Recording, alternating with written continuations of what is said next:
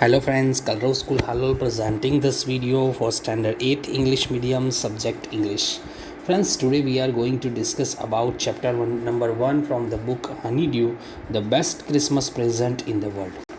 In this chapter, we will see about one author who was found a 19th century roll-up desk, and it is made of an oak in a junk shop. Okay, and the desk was very bad condition. The author brought it thinking that he would be restore it. He began to repairing on it Christmas Eve, and he found a letter from that drawer.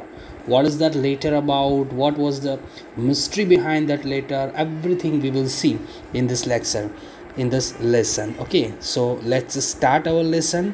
The best Christmas present in the world. Before we start our lesson, here given some information regarding that. Let's see what is there.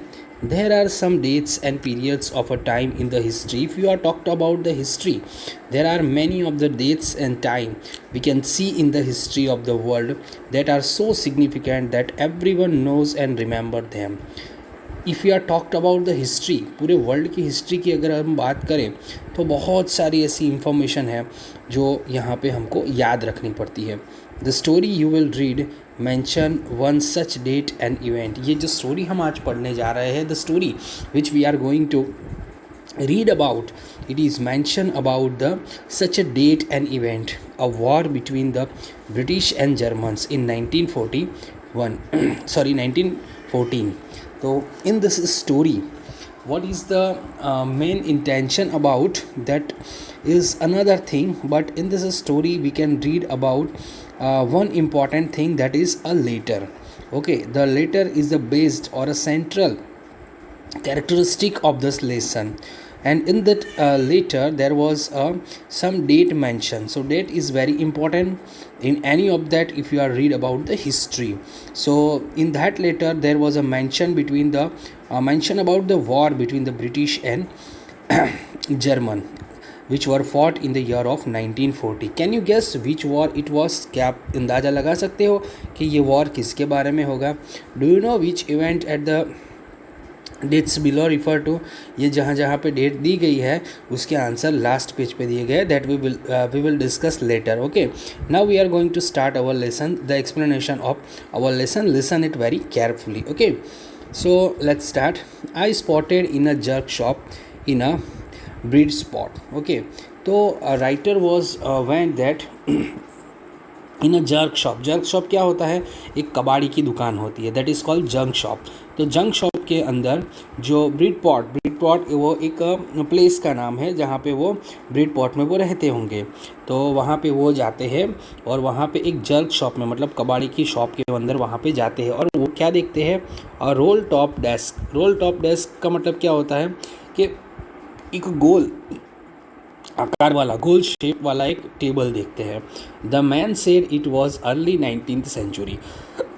The salesman who was standing over there for selling all the old material, he explained about that desk. वो उसको क्या कहता है कि ये early 19th century, the table is about the early 19th century and oak, and he told that this is are made from the oak tree. I had wanted one. Okay, उसने क्या कहा? Later told here that I had wanted one, but they were far too expensive. वो थोड़ा महंगा लगा वो writer को. This one was in a bad condition. The roll top is a several pieces, one leg clumsily mended, scratch mark all down one slide. यहाँ पे writer को जो टेबल ख़रीदना था वो एक ऐसा डेस्क था जो उनको थोड़ा महंगा लग रहा था, लेकिन जो उन्होंने जो डेस्क देखा वो थोड़ा टूटी हुई हालत में, थोड़ा ख़राब कंडीशन के अंदर उनको मिला था. उसका एक पैर लगभग मुड़ा हुआ था और उसके ऊपर स्क्रैच मार्क, मतलब कि निशान बने हुए थे. किसी ने लीटे पाड़े हुए होंगे या कुछ भी ख़राब निशानी उसके ऊपर बने हुए थे. तो जिसकी वजह से राइटर ने सोचा कि ये सस्ते में मुझे मिल जाएगा. तो राइटर वो लेने का सोच रहे थे. It was going to for very little money, और वो बहुत ही सस्ता भी था.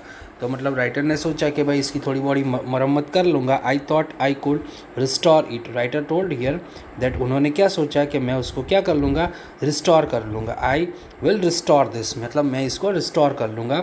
It would be a risk a challenge but I had to have it. उन्होंने क्या सोचा कि भाई ये मेरे लिए एक रिस्क होगा, एक चैलेंज होगा, लेकिन उन्होंने सोचा कि भाई कोई बात नहीं, मैं वो चैलेंज उठाने के लिए तैयार हूँ। I paid the man and brought it back to my work room. Writer कहते हैं कि मैंने पेड कर दिया जो भी whatever the amount were there for that particular desk. I paid that everything and he went to his work home. Work room के अंदर उसको ले जाके रख देते हैं। At the back of the garage, garage के पीछे था। I began work on it on Christmas evening, और क्रिसमस की इवनिंग के दिन वो राइटर जो है वो उसको रिपेयर करने के लिए ट्राई करते हैं। I remember that the role top completely and pulled out of the drawers. अब क्या होता है, आई रिमेंबर दैट, मुझे याद है, राइटर यहाँ पे बताता है कि मुझे याद है कि भाई ये जो टेबल था वो completely pull out the drawers उसके मैंने निकालने के लिए कोशिश की, क्योंकि पहले मुझे उसके ड्रॉवर रिमूव करने थे। The veneer had lifted almost everywhere. It wait a minute, it looked like water damage to me.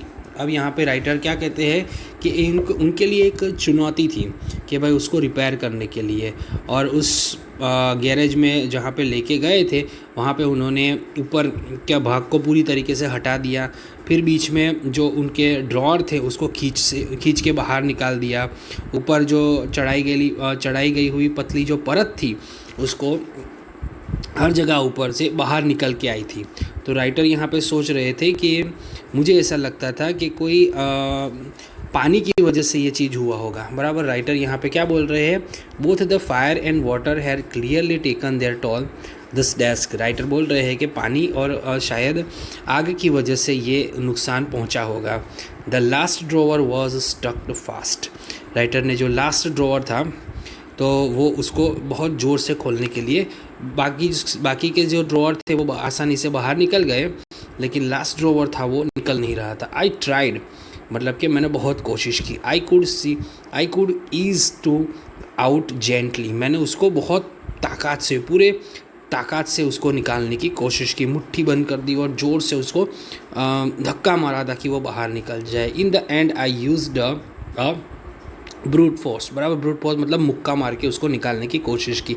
I stuck it sharply with the side of my fist and the drawer flown open a reveal shallow space underneath a secret drawer. यहाँ पे writer क्या बोलते हैं, मैंने बहुत कोशिश की, मुट्ठी से उसको ज़ोर से मारा भी तो वो धीरे से ड्रॉर जो था वो नीचे की साइड पे से धीरे से एक दरवाज़ा जो उसके नीचे था वो खुल गया, और अंदर मैंने कुछ देखा, अंदर कुछ था। मैंने अंदर हाथ डाला तो अंदर एक छोटा सा टिन का डिब्बा निकला, बराबर। अंदर एक सीक्रेट ड्रॉवर था। There was something in there, उस सीक्रेट ड्रॉवर में कुछ था। I reached it in and took out a small black tin box, बराबर। जैसे ही उनके हाथ वहाँ तक पहुँचे तो राइटर देखते हैं कि उस ड्रॉवर के अंदर क्या था, एक छोटा सा टीन का बॉक्स था। Sellotaped on the top of it was, उसके ऊपर क्या लगा हुआ था, सेलो टेप लगा हुआ था। In the piece of a lined note paper and written on it in a shaky handwriting, Jim's last letter received January 25th, 1950 to be buried with me when the time comes.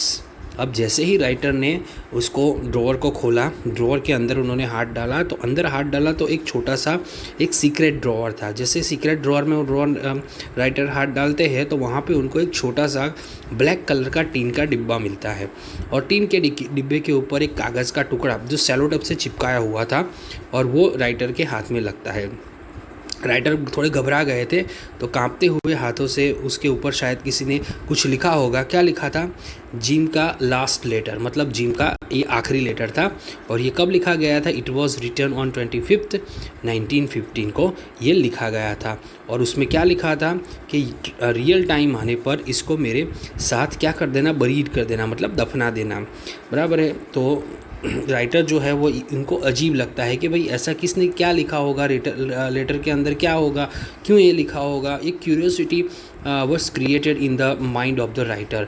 I know as I did it that it was a wrong of me to open the box. Writer जानते थे कि उस box को खोलना और किसी unknown person के letter को पढ़ना एक गलत चीज़ है। But curiosity got the better of my scruples, it usually does. बराबर, राइटर ने सोचा भी था कि भाई किसी के लेटर को पढ़ना ये गलत होगा, लेकिन क्यूरियोसिटी मतलब उत्सुकता और उनकी जो भावनाएं थी, जिसकी वजह से राइटर ने सोचा कि भाई नहीं, कोई बात नहीं, गलत तो गलत, मैं इसको खोलकर उसके अंदर देखता हूँ कि what were there inside the letter. Inside the box there was an envelope. जैसे ही राइटर उस लेटर को खोलते हैं तो उसके अंदर, उस बॉक्स को खोलते हैं, उस टीन को खोलते हैं, तो वो राइटर क्या देखते हैं, he show that there was a one envelope. The address read Mrs James Macpherson, 12 Copper Beeches, Bridport, Dorset. यहाँ पे जैसे ही राइटर वो खोलते हैं तो वहाँ पे उनको एक एड्रेस मिलता है, और वो एड्रेस किसके बारे में था, एक लेडी के बारे में था, जो लेडी का नाम क्या लिखा हुआ था कि उस लेडी का नाम लिखा हुआ था ब्रीडपॉट, डॉर्सेट। बराबर है, यहाँ पे मिस जेम्स मार्क पर्सन उस लेडी का नाम था, उसका एड्रेस लिखा हुआ था 12 Copper Beeches, Bridport, Dorset. I took out the letter and unfolded it. Writer ने वो लेटर निकाला और अनफोल्डेड इट, उसको अनफोल्डेड मतलब उसको खोला। It was return in a pencil and dated top up. जैसे ही उन्होंने देखा तो वो लेटर जो था वो पेंसिल से लिखा हुआ था और उसके ऊपर एक डेट लिखी हुई थी टॉप पे। क्या लिखा हुआ था, the date was mention about that letter, that is December 26, 1914। तो यहाँ पे हमारा पार्ट 1 कंप्लीट होता है इस लेसन का। In this lesson what we seen that हमारे राइटर जो है वो एक कबाड़ी की दुकान पे जाते ही went to the junk shop, और वहाँ उनको एक टेबल ख़रीदना होता है। वो टेबल ख़रीद के वो घर लाते हैं। He bring that desk into his home, and he was trying to repair that table or a desk, you can say. And he, for that repairing, he removed all the bad stuff from that table, and he removed the drawer also. Whenever he was trying to remove the last drawer, at the same time he find out one secret drawer were over inside the table, okay, and he thought that there was a something, and in really there was a tin box। एक छोटा सा tin का box था जिसके अंदर rap करके हुए एक कांपते हाथों से एक कागज़ पे लिखा हुआ था, डेट लिखा हुआ था, जो लेटर था मिस जिम मैकपर्सन को उसका एड्रेस लिखा हुआ था, और उन्होंने वो लेटर खोला। अब उस लेटर के अंदर क्या ऐसा होगा जो राइटर को वो पढ़ने पे मजबूर कर देता है, और लेटर पढ़ने के बाद what writer will do, that we will see in our next video, okay, next period हम लोग whenever I will send this next video, in that video we will discuss about the part number 2, okay friends। so listen this video very carefully and try to understand this। बराबर, मैंने बहुत easy language में तुम लोगों को समझाया related to this video।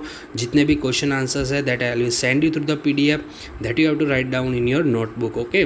in our next video we will discuss about part number 2, okay। bye friends।